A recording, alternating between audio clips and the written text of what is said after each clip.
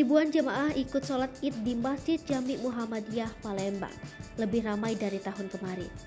Pelaksanaan sholat Id Hari Raya Idul Adha 2022 yang dilaksanakan di Masjid Jami Muhammadiyah Palembang, Jalan Balayuda, Kecamatan Kemuding berjalan khidmat Sabtu 9 Juli 2022.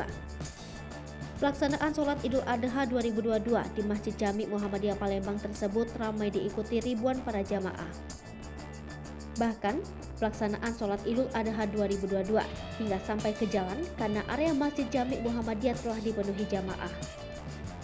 Ketua Pelaksana Sholat Id dan Pemotongan Hewan Kurban Masjid Jami Muhammadiyah Palembang, Muhammad Fadil mengatakan bahwa pelaksanaan sholat Id di Masjid Jami Muhammadiyah sangat antusias.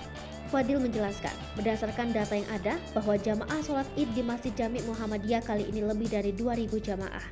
Sementara itu, Bambang yang merupakan salah satu jamaah sholat Id di Masjid Jami mengatakan, meskipun ada yang sholat Id hari ini dan besok dirinya tetap antusias.